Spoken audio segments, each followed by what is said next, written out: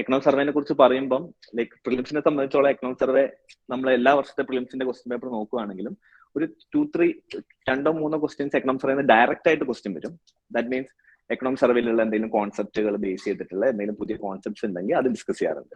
രണ്ടാമത്തെ രീതിയിൽ ഒരു ക്വസ്റ്റ്യൻ വരുന്നത് വെച്ചാൽ എക്കണോമിക് സർവേയിൽ ഒരുപാട് ഡാറ്റ അല്ലെങ്കിൽ ഒരു ഇൻഫർമേഷൻ ഫാക്ട്സ് കൊടുത്തിട്ടുണ്ടാവും. ഈ ഫാക്ട്സ് വെച്ചിട്ട് നമുക്ക് എലിമിനേറ്റ് ചെയ്യാനുള്ള ഓപ്ഷൻ സാധനങ്ങൾ നമുക്ക് എക്കണോമിക് സർവേന്ന് കിട്ടും. ഇപ്പൊ എങ്ങനെയാണ് പാടിയിലുള്ള കൾട്ടിവേഷൻ ഏരിയ എത്രയാണ്, അല്ലെ റാബി ക്രോപ്സ് എത്രയാണ് എന്നുള്ളതൊക്കെ നമുക്ക് ചോദ്യങ്ങൾ വരുമ്പോൾ എക്കണോമിക് സർവേയിൽ ഓൾറെഡി ഈ ഡാറ്റ പ്രൊവൈഡ് ചെയ്തിട്ടുണ്ടാവും. സോ ആ ഡാറ്റ യൂസ് ചെയ്തിട്ട് നമുക്ക് എന്ത് ചെയ്യാൻ പറ്റും, പല ഓപ്ഷൻസും എലിമിനേറ്റ് ചെയ്യാനുള്ള ഒരു ഓപ്ഷനും എക്കണോമിക് സർവേന്ന് കിട്ടും. നമ്മൾ കമ്പാരിറ്റീവ്ലി എക്കണോമിക് സർവേനെ ഇപ്പൊ ഈ വർഷത്തെ എക്കണോമിക് സർവേയും ലാസ്റ്റ് ഒരു 5 വർഷത്തെ എക്കണോമിക് സർവേയും നോക്കുകയാണെങ്കിൽ ഈ എക്കണോമിക് സർവേയിൽ കുറച്ച് ഡിഫറൻസസ് ഉണ്ട്. ഈ എക്കണോമിക് സർവേന്റെ ഏറ്റവും വലിയ ഒരു ഡിഫറൻസ് എന്താണെന്ന് വെച്ച് കഴിഞ്ഞാൽ കഴിഞ്ഞ വർഷങ്ങളായിട്ട് എക്കണോമിക് സർവേ 2 വോളിയത്തിലാണ് വന്നുകൊണ്ടിരുന്നത്. ഒരു വോളിയം 1 ഉണ്ടാവും, വോളിയം 2 ഉണ്ടാവും. ഈ വോളിയം 1 കൂടുതൽ അനലിറ്റിക്കൽ ആസ്പെക്ട് ആയിരിക്കും. എങ്ങനെയാണ് എക്കണോമിക്, അതായത് ചീഫ് എക്കണോമിക് അഡ്വൈസർ ആയിരിക്കും എക്കണോമിക് സർവേ തയ്യാറാക്കുന്നത്. സോ ഈ ചീഫ് എക്കണോമിക് അഡ്വൈസറിന്റെ എക്കണോമിയെ കുറിച്ചിട്ടുള്ള ഒരു അനാലിസിസ് അല്ലെങ്കിൽ അദ്ദേഹത്തിന്റെ കാഴ്ചപ്പാട് അല്ലെങ്കിൽ പുതിയ റിഫോംസ് സജസ്റ്റ് ചെയ്യുന്ന ഒരു വോളിയം ഫസ്റ്റ് ഉണ്ടാവും. സെക്കൻഡ് വോളിയത്തിലാണ് സർവേ എന്ന് പറയുന്നത് ബേസിക്കലി എന്താണ്, എക്കണോമിക് സർവേ എന്ന് പറയുമ്പോൾ എന്തായിരിക്കും, എന്താണ് economic survey? Anyone?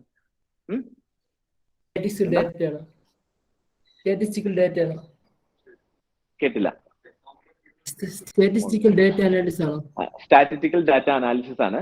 So economic survey എന്ന് പറയുമ്പോൾ ഒരു സ്റ്റാറ്റിക്കൽ ഡാറ്റ അനാലിസിസ് ആണ്. അപ്പൊ ഈ വർഷത്തെ എക്കണോമിക് സർവേ എന്ന് പറയുമ്പോൾ ഏത് വർഷത്തെ സ്റ്റാറ്റിക്കൽ അനാലിസിസ് ആയിരിക്കും?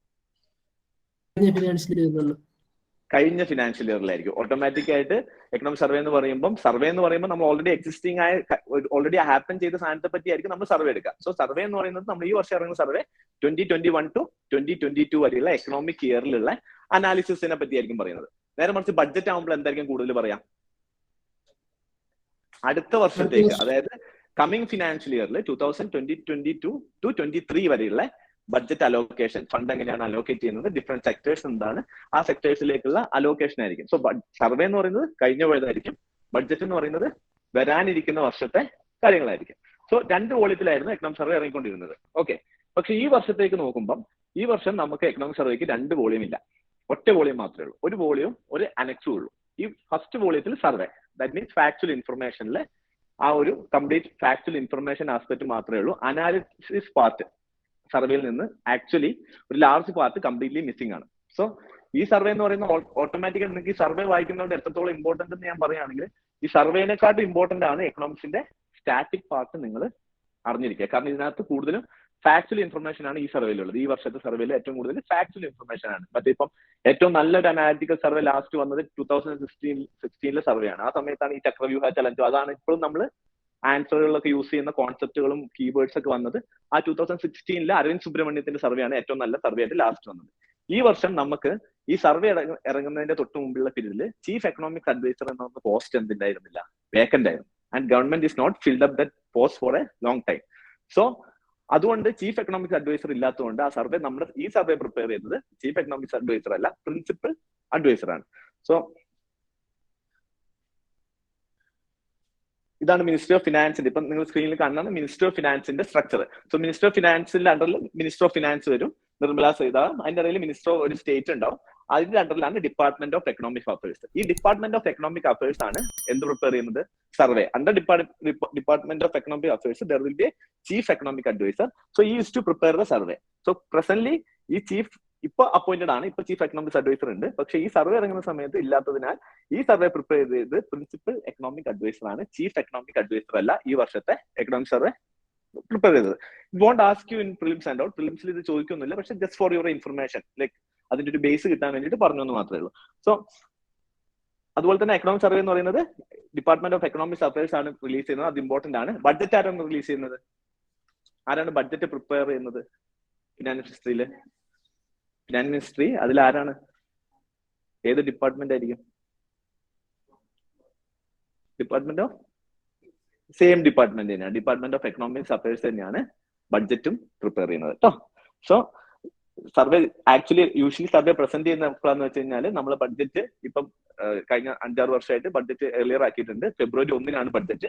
So next 1 day before the budget, January 31 എന്ത് വെക്കും, എക്കണോമിക് സർവേ ഫിനാൻസ് മിനിസ്റ്റർ പാർലമെന്റിൽ വെക്കും. ഫെബ്രുവരി 1 ബഡ്ജറ്റ് പ്രസന്റ് ചെയ്യും. Okay, so just basic. So ഈ വർഷത്തെ എക്കണോമിക് സർവേ എന്ന് പറയുമ്പോൾ നിങ്ങൾ എല്ലാ സിലബസിലും GS3ന്റെ എന്തൊക്കെ സിലബസിൽ സാധനങ്ങൾ ഉണ്ടോ അതെല്ലാം ഇതിനകത്തും ഉണ്ട്. സോ ഓട്ടോമാറ്റിക്കായിട്ട് അതുകൊണ്ടാണ് ഞാൻ പറയുന്നത് വാട്ട് ഈസ് മോർ ഇമ്പോർട്ടന്റ് എന്ന് പറയുന്നത് നിങ്ങൾ സ്റ്റാറ്റിക് ടോപ്പിക്കുകൾ കവർ ചെയ്യുക എന്നുള്ളതാണ്. ചോദ്യങ്ങൾ വരുന്നത് കൂടുതലും എന്തായിരിക്കും റവന്യൂ ഡെഫിസിറ്റ്, അല്ലെങ്കിൽ ആ ഒരു പാർട്ട് അറിയാതെ, അതായത് സ്റ്റാറ്റിക് പാർട്ട് അറിയാതെ എക്കണോമിക് സർവേ മാത്രം അറിയുന്നതുകൊണ്ട് നിങ്ങൾക്ക് യാതൊരു വിധ ബെനിഫിറ്റും കൂടുതൽ അതിനകത്ത് ബെനിഫിറ്റ് ഉണ്ടാവില്ല. ബെനിഫിറ്റ് കിട്ടണമെങ്കിൽ you should be clear with static.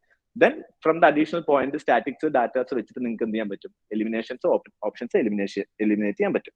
So ഈ വർഷത്തെ എക്കണോമിക് സർവേനകത്ത് പറയുന്നതിനെക്കാട്ട് മുമ്പ് ഏറ്റവും പ്രധാനമായിട്ട് പറയേണ്ടത് വെച്ച് കഴിഞ്ഞാൽ കഴിഞ്ഞ വർഷത്തെ എക്കണോമിക് സർവേയിലെ ഒരു ഇമ്പോർട്ടന്റ് പോയിന്റ് ആണ്.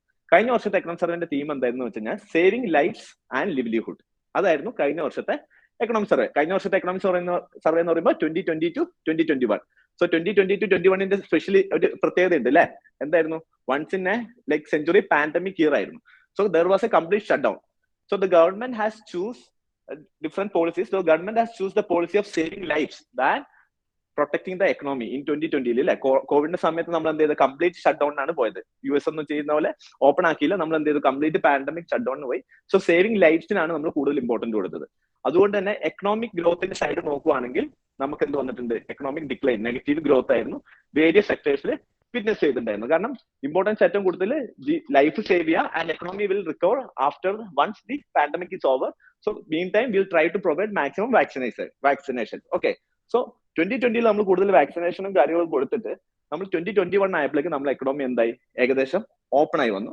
ദോ we have hit with the second wave of COVID, but മറ്റ് ഫസ്റ്റ് വേവിന്റെ അത്ര പോലെ നമ്മൾ എന്തായിട്ടില്ല, കംപ്ലീറ്റ് ഒരു നാഷണൽ വൈഡ് ലോക്ക്ഡൌൺ കണ്ടിട്ടുണ്ടായിരുന്നില്ല, സ്റ്റേറ്റ് വൈസ് ലോക്ക്ഡൌൺ ആയിരുന്നു കണ്ടിട്ടുണ്ടായിരുന്നത്. സോ പിന്നെ വാക്സിനേഷന്റെ കവറേജ് കൂടി കൂടിയതുകൊണ്ട് എന്തുണ്ടായിട്ടുണ്ടായിരുന്നില്ല, കൂടുതൽ എക്കണോമി ഇമ്പാക്ട് ചെയ്തിട്ടുണ്ടായിരുന്നില്ല. സോ ഈ എക്കണോമിക് സർവേയിലേക്ക് വരുമ്പോൾ നമ്മുടെ economic growth was continuously till 2019 അല്ലെ. 2019 ഫിനാൻഷ്യൽ ഇയർ വരെ, 2019 to 20 ഫിനാൻഷ്യൽ ഇയർ വരെ നോർമൽ ആയിരുന്നു. അതിനുശേഷം പാൻഡമിക് വന്നു. So then we are restarting from 2021 to 2022. So ഈ സർവേ ഈസ് ബേസിക്കലി കൂടുതലായിട്ട് അനലൈസ് ചെയ്യുന്നത് എന്താണെന്ന് വെച്ച് കഴിഞ്ഞാൽ, സാധാരണ സർവേ 1 year മാത്രമായിരുന്നു അനലൈസ് ചെയ്തുകൊണ്ടിരുന്നത്, last 1 year. But the survey is also analyzing the point of view from how the economy is recovered from compared to 2019 level to 2021. അതായത് പാൻഡമിക്കിന്റെ മുന്നേയുള്ള ലെവലിൽ നിന്ന് നമ്മുടെ എക്കണോമി ഡെവലപ്പ് ആയിട്ടുണ്ടോ എന്നുള്ളത് കൂടി സർവേ അനാലിസിസ് ചെയ്യുന്നുണ്ട്. So there will be always എല്ലാ ഡാറ്റയിലും 2019-20 ഫിനാൻഷ്യൽ ഇയറിലെ ഡാറ്റ വെച്ചിട്ട് സർവേ എന്ത് ചെയ്യുന്നുണ്ട്, ഇപ്പം നമ്മുടെ സ്റ്റേറ്റ് ഓഫ് എക്കണോമി റിക്കവർ ആയിട്ടുണ്ടോ. That's what we talk about V shape recovery, like അല്ലെങ്കിൽ W shape recovery, there is K shape recovery അല്ലെ. സോ ഈ വർഷം മെയിൻസിനും ഉണ്ടായിരുന്നു whether we have a V shape recovery or not analyse ചെയ്യാൻ പറഞ്ഞിട്ട് അല്ലെ. സോ ഇത് ഈ ഒരു അനാലിസിസ് ഈ സർവേയിൽ എല്ലാ ചാപ്റ്ററിലും നിങ്ങൾക്ക് കാണാൻ പറ്റും, എവിടെയാണ് ഓരോ 2019 ഡാറ്റ വെച്ച് അനലൈസ് ചെയ്തത്. So let's see the first chapter. First ചാപ്റ്ററിനെ പറ്റി പറയുന്നത് സ്റ്റേറ്റ് ഓഫ് ദ എക്കണോമിയാണ്. സോ സെക്കൻഡ് ഓരോ ചാപ്റ്ററും നിങ്ങളെ സിലബസിന്റെ അതേ ഹെഡിങ് തന്നെയാണ് സർവേ കൊടുത്തത്. സാധാരണ സർവേ വലിയ ഹെഡിങ്സ് കൊടുക്കാറുണ്ടായിരുന്നു, ഇപ്രാവശ്യം സിമ്പിൾ പണിയാണ് എടുത്തിട്ടുള്ളത്. First chapter state of the economy, second chapter physical development, third chapter external sector. So നിങ്ങളെ എന്റെ GS3ന്റെ സിലബസ് എന്ത് ചെയ്തിട്ടുണ്ട്, സർവേയിലെ ചാപ്റ്റർ ആയിട്ട് തിരിച്ചിട്ടുണ്ട്. Okay, so the first thing നമുക്ക് പറയാനുള്ളത്, ഇതിനകത്ത് ഏറ്റവും ഇമ്പോർട്ടന്റ് ആയിട്ട് ഈ സർവേയിൽ പറയുന്ന ഒരു കാര്യം എന്താണെന്ന് വെച്ച് കഴിഞ്ഞാൽ, survey has changed its approach from, survey പറയുന്നത് policy development. As I said the last 1-2 year അല്ലെങ്കിൽ ഇപ്പൊ നമ്മൾ കടന്നു പോകുന്ന ഇയർ എന്ന് പറയുന്നത് പാൻഡമിക് ഹിറ്റ് ചെയ്തിട്ടുള്ള ഒരു സമയത്തൂടെയാണ് അല്ലെ. സോ ദ ഏറ്റവും വലിയൊരു പ്രശ്നം എന്തായിരുന്നു വെച്ച് കഴിഞ്ഞാൽ അൺസർട്ടനിറ്റി ആണ്.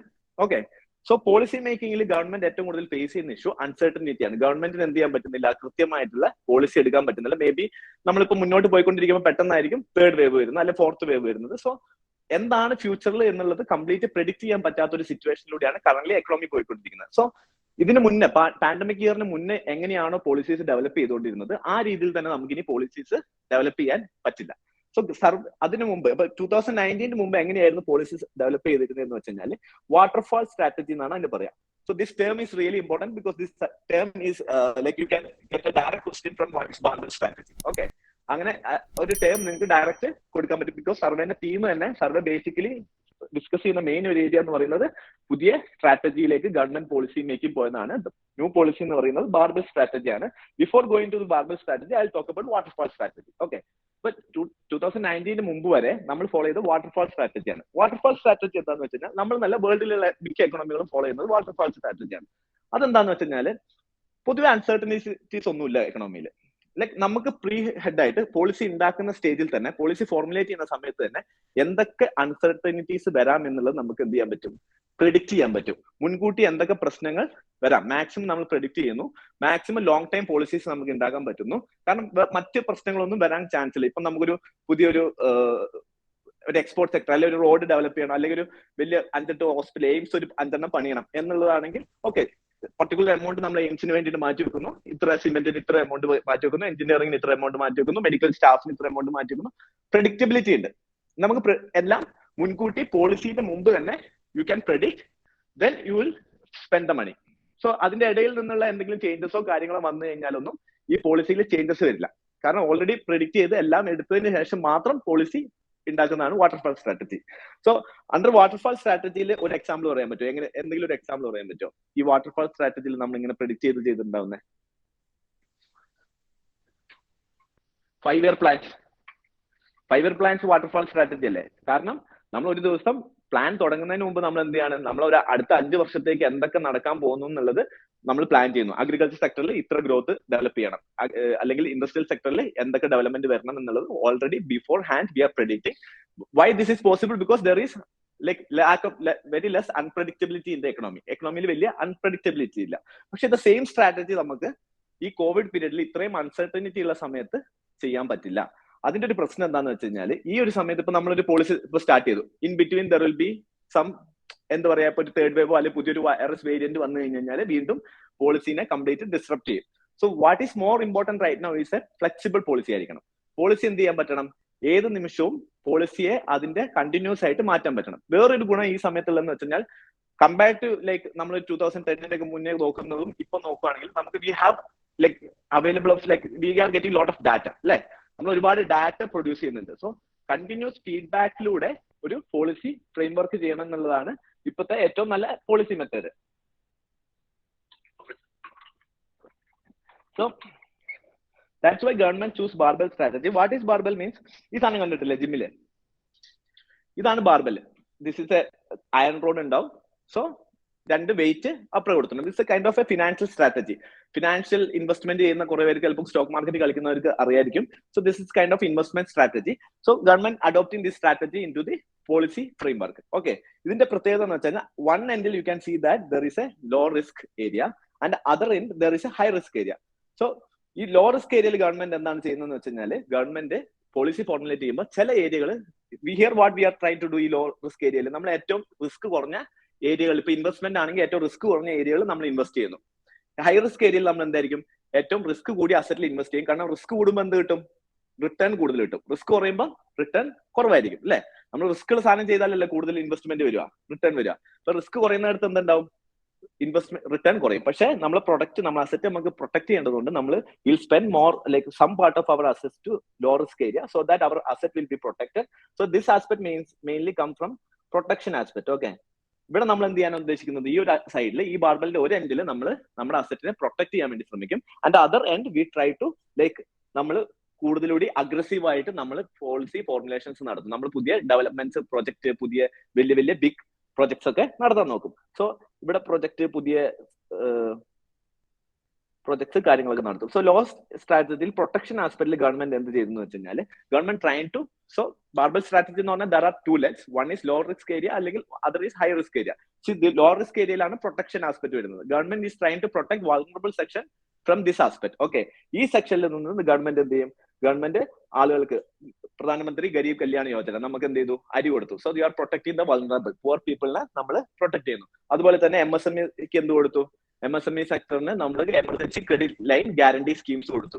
MSME സെക്ടറിന് കൂടുതലൂടി ക്രെഡിറ്റ് കൊടുക്കാൻ വേണ്ടിയിട്ട് ഗവൺമെന്റ് ബാങ്ക്സിന് എന്ത് ചെയ്തു, ഓക്കെ നിങ്ങൾ MSME സെക്ടറിന് പൈസ കൊടുക്കുകയാണെങ്കിൽ we will guarantee for the credit taken by the MSME sector. So bank കൂടുതൽ പൈസ MSME സെക്ടറിലേക്ക് പ്രൊവൈഡ് ചെയ്യുന്നു.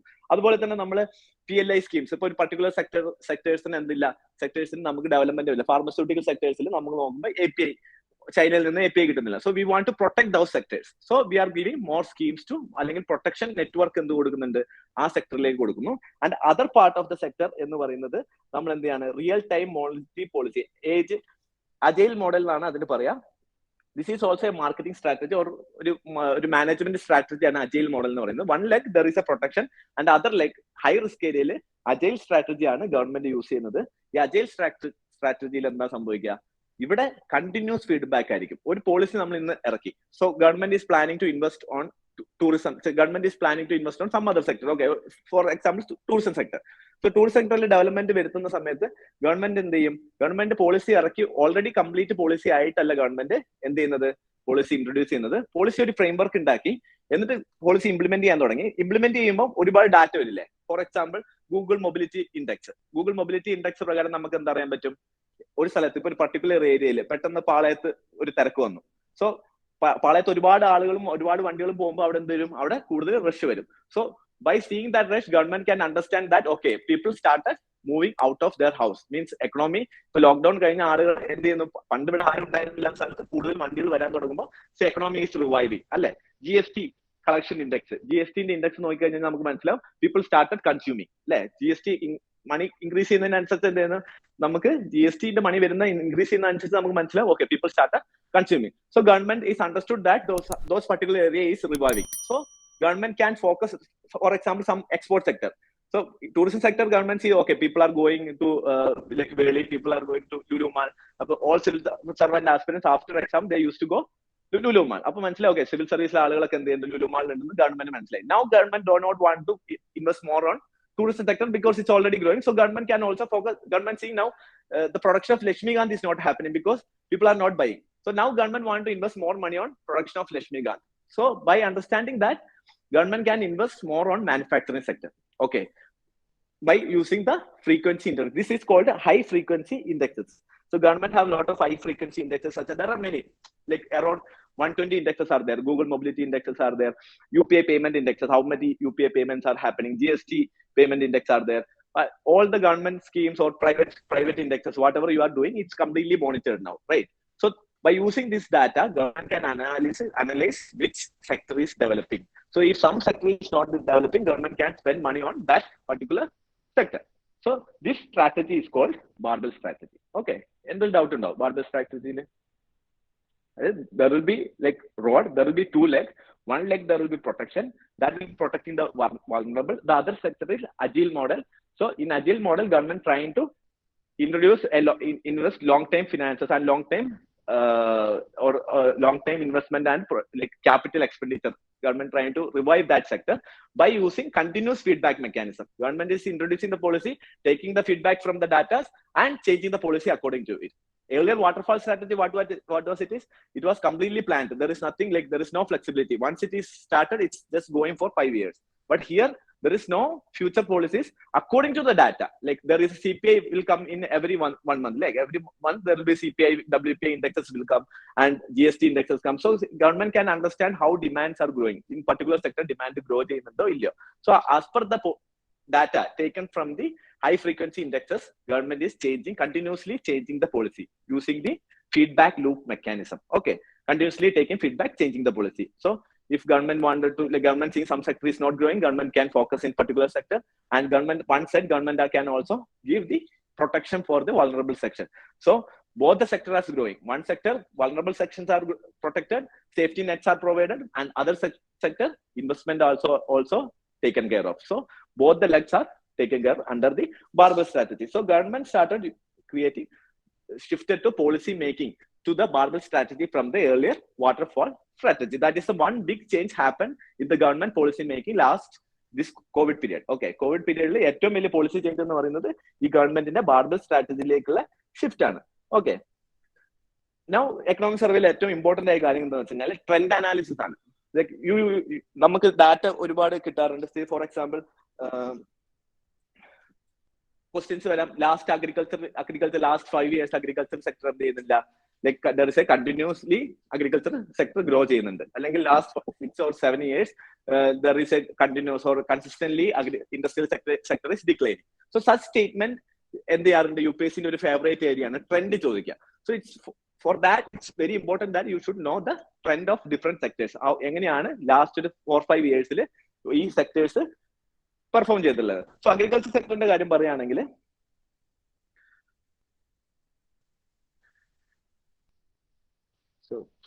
You can draw this diagram.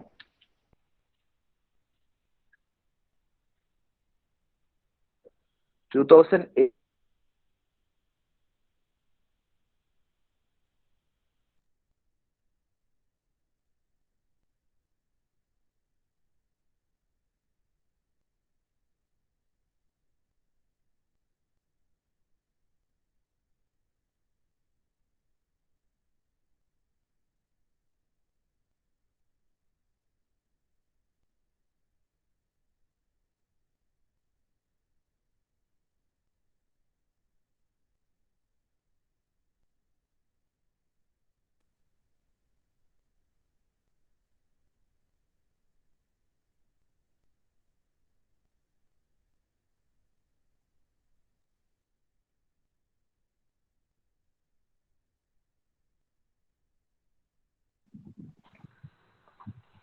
Sir, audio പോയിട്ടുണ്ട്.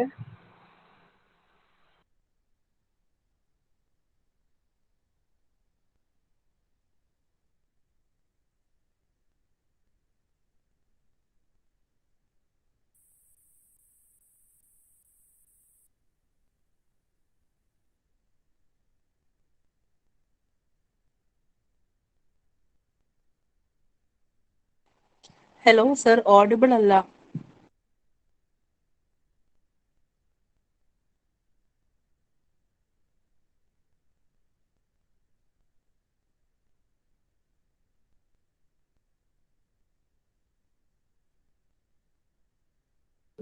Admit.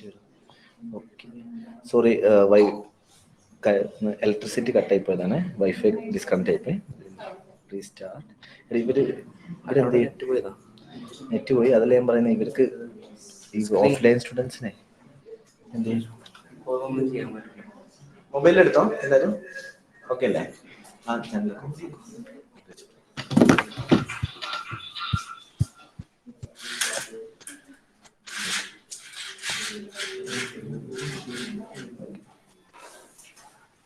ഓൺലൈൻ സ്ക്രീൻ കാണുന്നത് അല്ലേ? എല്ലാവരും കാണുന്നുണ്ടോ? കാണാം സർ.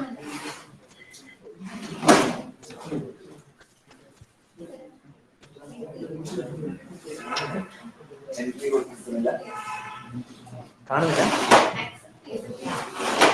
താഴെ അക്സെപ്റ്റ് ചെയ്യാൻ ആരും ഇരുത്തിയിട്ടില്ല. അത് ഇപ്പൊ നെറ്റ് വാല്യൂ ഒക്കെ ഉപയോഗിക്കാം. ഞാൻ രുചി തോന്നുന്നു. Okay okay.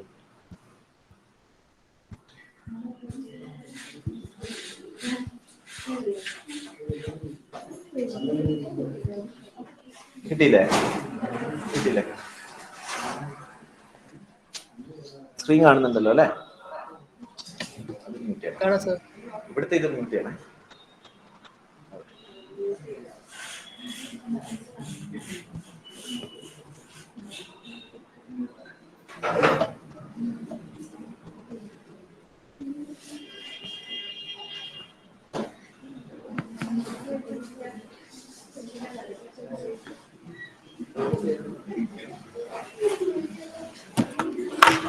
Okay.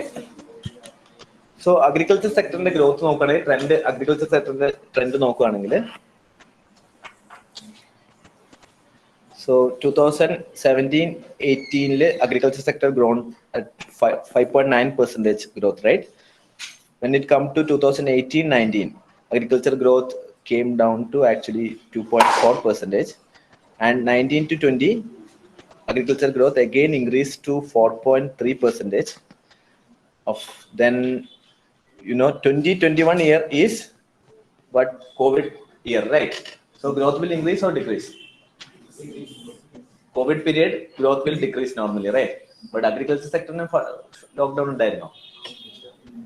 If agriculture sector was locked down, there will be food crisis, right? Like it's completely shut ചെയ്ത് കഴിഞ്ഞാൽ food crisis അല്ലേ?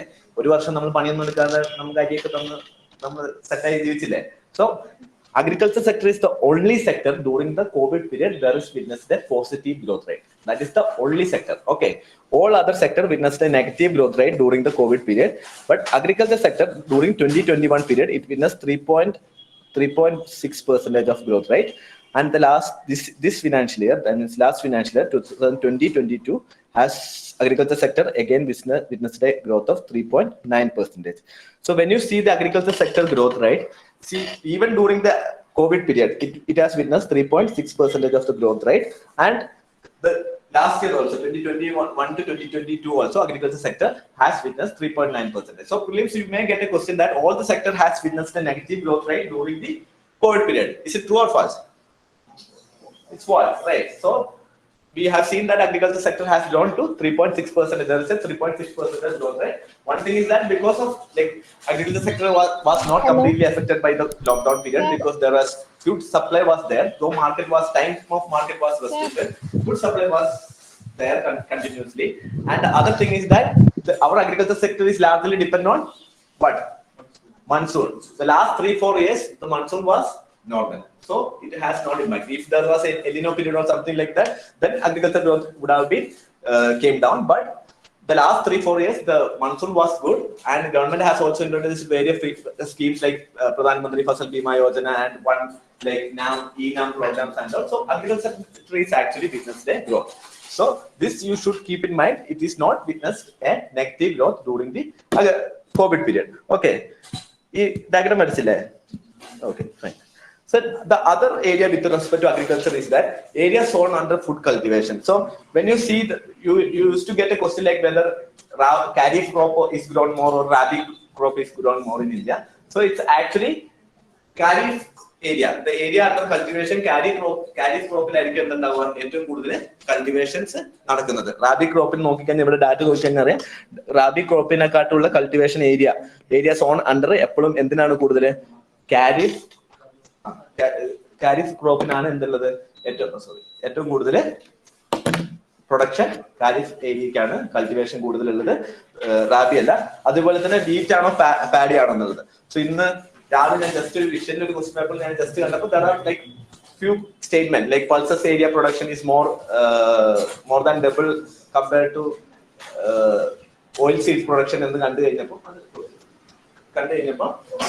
One statement. One of the statement was that wheat production is the highest like production in India. Wheat is the highest produced thing. So if you know this diagram, you can easily eliminate that option by saying that because wheat is not the highest production, it's always paddy. So if you see the last 2014, from 2014 onwards, if you see the data, it's always and then you rice in the production, paddy in the production. Wheat in the production. Okay, so by just for your like this will help you for the eliminations. You won't maybe getting a direct question, but by knowing this, you can eliminate other options also. Now that you just know that paddy is the most cultivated product.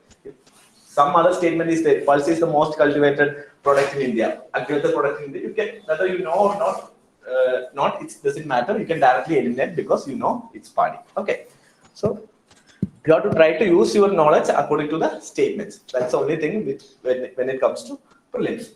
So next, industrial sector. Industrial sector in the agriculture growth.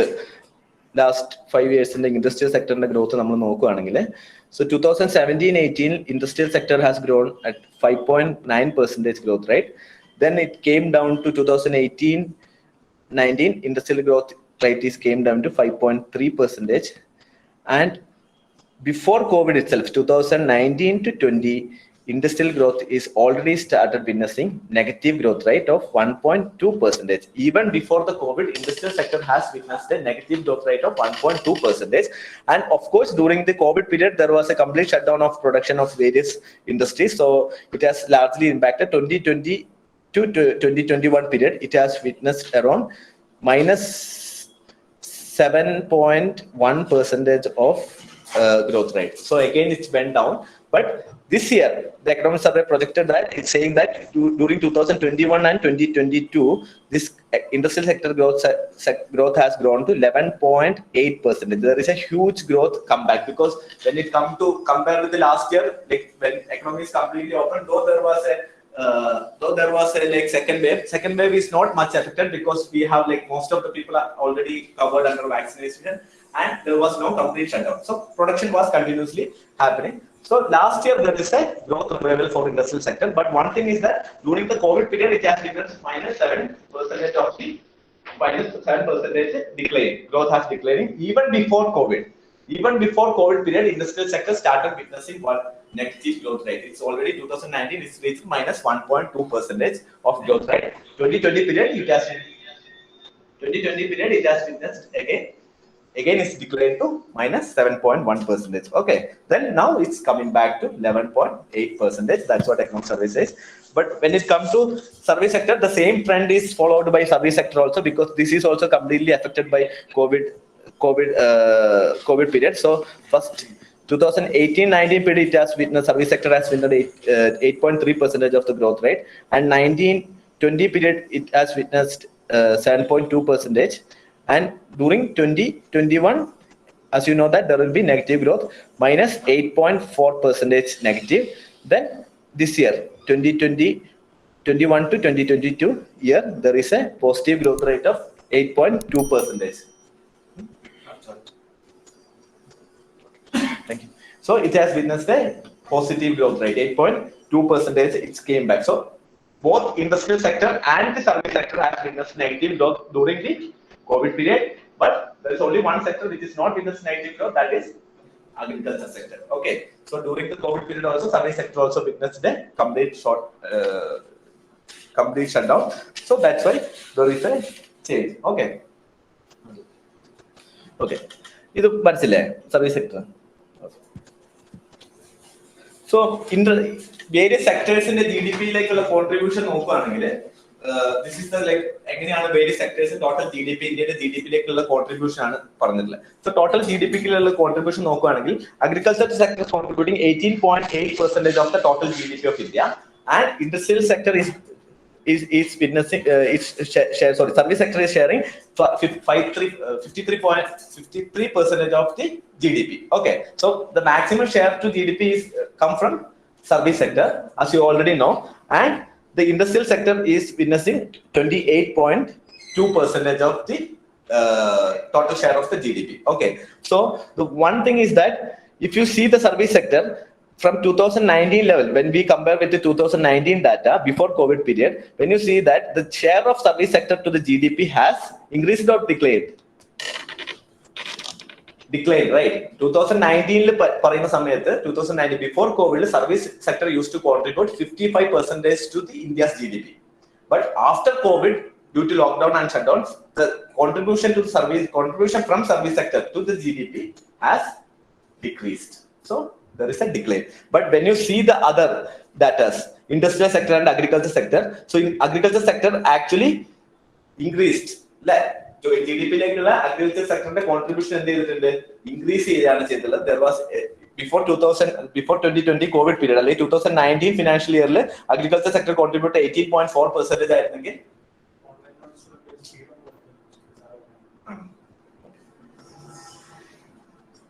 Okay. Okay, fine. So agriculture, different sectors GDP contribution discuss. So various sectors 2019 period 2021 period GDP contribution compare sector total India GDP contribute. So agriculture sector before COVID period GDP agriculture sector contribution increase. Because as you saw that even COVID period, agriculture sector witnessed a positive growth rate. So the share to GDP from agriculture sector has actually increased compared to before COVID period. When you see the industry sector also, the industrial sector also, the manufacturing sector also, the contribution of industrial sector to GDP increase because there are a lot of schemes which promote manufacturing in India, like making in India, there are PLI schemes, and so there are many schemes provided by the government to promote the industrial sector in India. So that actually paid off because there is an increase when you compare the 2019 level data to 2021 level data. There is an industrial sector and there is an increase, like GDP contribution increase. But what is more important is that service sector used to service sector is the prime, like GDP contribute in the service sector. But that sector there is a decline because already that sector well perform contribution service sector. So service sector total GDP contribution there is a decline. But agriculture sector, industrial sector increase GDP contribution. So total GDP 100% 55% service sector contribute ചെയ്യുന്നുണ്ട് GDP-ന്റെ, 28% industrial sectors contribute ചെയ്യുന്നുണ്ട്,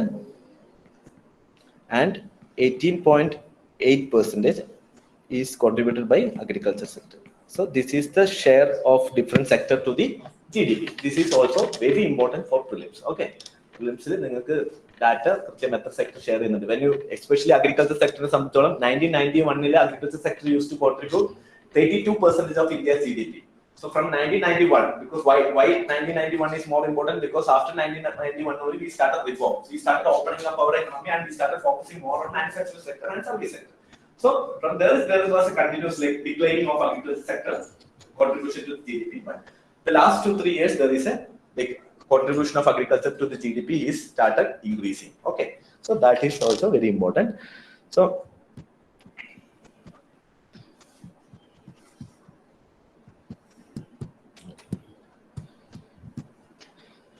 നേരത്തെ ഞാൻ പറഞ്ഞു ഓരോ സെക്ടേഴ്സും, അതുപോലെ തന്നെ നമ്മൾ 2019 ഡാറ്റയായിട്ട് compare ചെയ്യുമ്പോൾ എങ്ങനെയാണ് ഓരോ സെക്ടർ പെർഫോം ചെയ്തതെന്നുള്ളത് എക്കണോമിക് സർവേയിൽ ഡിസ്കസ് ചെയ്യുന്നുണ്ടെന്ന് പറഞ്ഞു. So when you compare the each sectors compare to pre covid പീരീഡായിട്ട് ഇപ്പോൾ ഉള്ള സെക്ടറിന് 2019 നിന്ന് നമ്മുടെ സെക്ടർ ഓരോ സെക്ടറും എത്രത്തോളം ഗ്രോത്ത് ചെയ്തിട്ടുണ്ടെന്നുള്ളത് എക്കണോമിക് സർവേ കമ്പയർ ചെയ്യുന്നുണ്ട്. So when you take 2019 year as a base year, so we take this as 100, 2019 base year ആയിട്ട് എടുക്കുമ്പോൾ റിക്കവറി ചെയ്തിട്ടുണ്ടാവും. This service showing that is there in recovery. So when it compare to agriculture sector എന്ത് ചെയ്തിട്ടുണ്ട്? 7.7% recovery ചെയ്തിട്ടുണ്ട്. So agriculture sector 2019 100 ആയിരുന്നു produce ചെയ്തിട്ടുണ്ടെങ്കിൽ അത് 107 ആയിട്ട് ഇൻക്രീസ് ചെയ്തിട്ടുണ്ട്. സോ 2019 ലെവൽ വെച്ച് നോക്കുമ്പോൾ അഗ്രികൾച്ചർ സെക്ടർ എന്ത് ചെയ്തിട്ടുണ്ട്? 2019 ലെവലിനെക്കാട്ടും മുകളിലാണ് ഇപ്പൊ നിൽക്കുന്നത്. 2021 ആയി കഴിഞ്ഞപ്പം പ്രീ കോവിഡിന്റെ പീരീഡിൽ ഉണ്ടായിരുന്ന അതേക്കാട്ടും മുകളിലായിട്ട് എന്ത് വന്നിട്ടുണ്ട്? അഗ്രികൾച്ചർ സെക്ടർ പെർഫോം ചെയ്യാൻ തുടങ്ങിയിട്ടുണ്ട്. സോ ആക്ച്വലി അഗ്രികൾച്ചർ സെക്ടർ എന്ത് ചെയ്തിട്ടുണ്ട്? റിക്കവേർഡ് അല്ലെ? അഗ്രികൾച്ചർ സെക്ടർ കോവിഡിന്റെ ആ പീരീഡിന്റെ പ്രഷർ റിക്കവർ ചെയ്തിട്ട് 2019 ലെവലിനെക്കാട്ടും കൂടുതലായിട്ട് ഗ്രോ ചെയ്തിട്ടുണ്ട്. ഇൻഡസ്ട്രിയൽ സെക്ടർ നമ്മൾ എടുക്കുകയാണെങ്കിൽ there is a growth of 4.1% compare to 2019 level എടുക്കുകയാണെങ്കിൽ 2019 ലെവലിനെക്കാട്ടും 4.1% എന്ത് വന്നിട്ടുണ്ട്? There is a growth. But when you see the service sector, it is only 99.2%.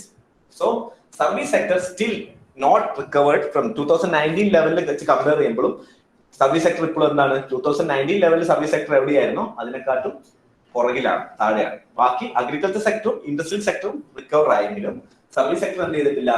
2019 ലെവലിൽ നോക്കുമ്പോൾ റിക്കവർ ആയിട്ടില്ല. There is a gap of minus 0.8% gap. So 2019 ലെവലിൽ ബാക്കി രണ്ട് സെക്ടറും റിക്കവർ ആയി വന്നു കഴിഞ്ഞപ്പോൾ രണ്ട് സെക്ടറും has witnessed a positive growth. So there is already a kind of a V-shaped recovery for agriculture sector and for the industrial sector, but there is not complete V-shaped recovery for service sector because there is still this E level എന്ന് പറഞ്ഞാൽ 2019 level ആണെങ്കിൽ ഇവിടെ ഈ 2019 ലെവലിൽ എത്തിയിട്ടില്ല. പക്ഷെ industrial sector ആണെങ്കിൽ ഇത് 2019 ലെവൽ ആണെങ്കിൽ ഇറ്റ്സ് ഓൾറെഡി ഔട്ട് ഗ്രോൺ. 2019 ലെവലിനെക്കാട്ടും മുകളിൽ ഗ്രോ ചെയ്തു. അഗ്രികൾച്ചർ സെക്ടർ ആണെങ്കിലും 2019 ലെവലിനെക്കാട്ടും കൂടുതൽ ഗ്രോത്ത് വന്നിട്ടുണ്ട്, വിറ്റ്നസ് ചെയ്തിട്ടുണ്ട്. 7% ഗ്രോത്ത് ചെയ്തിട്ടുണ്ട്, ഇവിടെ 4% ഗ്രോത്ത് ചെയ്തിട്ടുണ്ട്. But here still there is a lack of 0.8% ഗ്രോത്തിന്റെ കമ്പാരിറ്റീവ്ലി കുറവാണ്. സോ അഗ്രികൾച്ചർ സർവീസ് സെക്ടർ ചെയ്തിട്ടില്ല. 2019 ലെവലിൽ വെച്ച് കമ്പയർ ചെയ്യുമ്പോൾ it's not completely recovered. Okay, so 2019 level ഇപ്പൊ നടക്കുന്നത് 2021 റിക്കവർ ആയി വന്നത്, റിക്കവറി ആണ് കാണിക്കുന്നത്.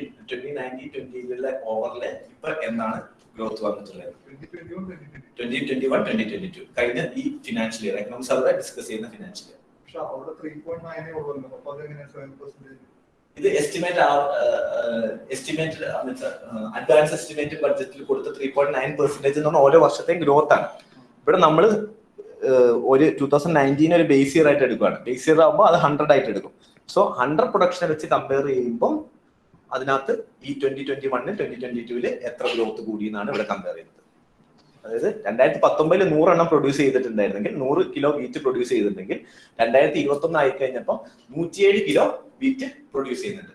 2019 ഇൻഡസ്ട്രിയൽ സെക്ടറിൽ ഗ്രോത്ത് വരുന്നത് ഇപ്പൊ 100 യൂണിറ്റ്സ് ഓഫ് കാർസ് ആണ് പ്രൊഡ്യൂസ് ചെയ്തിട്ടുണ്ടായിരുന്നെങ്കിൽ 2021 ആയപ്പോൾ അത് 104 യൂണിറ്റ്സ് ഓഫ് കാർ പ്രൊഡ്യൂസ് ചെയ്തിട്ടുണ്ട്. പക്ഷെ സർവീസ് സെക്ടറിൽ ഫോർ എക്സാമ്പിൾ ഒരു സർവീസ് സെക്ടറിൽ ജോബിൽ 100 യൂണിറ്റ് ഓഫ് സർവീസ് ആണ് നമ്മൾ പ്രൊഡ്യൂസ് ചെയ്തിരുന്നെങ്കിൽ ഇപ്പം 99.2 യൂണിറ്റ്സ് പ്രൊഡ്യൂസ് ചെയ്യുന്നുള്ളൂ. അപ്പോൾ production is actually decrease in service sector, but മറ്റ് സെക്ടേഴ്സിൽ 2019 ഇൻക്രീസ് ചെയ്തിട്ടുണ്ട്. മനസ്സിലായോ? എന്തെങ്കിലും ഡൗട്ട് ഉണ്ടോ? എന്തെങ്കിലും സർവേ ആയതുകൊണ്ട് ഭയങ്കര ഫാക്ച്വൽ ഇൻഫർമേഷൻസ് ആണ്. So one thing you should remember that you should go back and revise it, because if you are not revising you won't be able to remember it, because it's completely factual information, and especially we are taking this for the prelims perspective. If would have been the mains perspective, we have like there are lot of questions you can ask, like endonana industrial sectors growth I mean namukku endha sectors endha saangal edukam, there is a V shaped recovery indo ado W shaped recovery indo, there is a lot of scope for discussions, analytical ആയിട്ട് നമുക്ക് discuss ചെയ്യാം. പക്ഷേ ഇത് prelims perspective ആയതുകൊണ്ട് നമുക്ക് കൂടുതലും factual informations ആയിരിക്കും. And there are few നമുക്ക് കോൺസെപ്റ്റ് ആയിട്ട് ചെയ്യേണ്ട കാര്യം that we will do it. But ഇത് ജസ്റ്റ് ഫസ്റ്റ് ചാപ്റ്ററിലെ എക്കണോമിന്റെ സിറ്റുവേഷൻ ആണ് പറയുന്നത്. ഇപ്പം കറന്റ് ലെവലിൽ സ്റ്റേറ്റ് ഓഫ് എക്കണോമി എങ്ങനെയാണ്, ഓരോ എക്കണോമിന്റെ ഓരോ പൊസിഷനിൽ ഓരോ സെക്ടർ ഏതൊക്കെ രീതിയിൽ എത്തിയത്.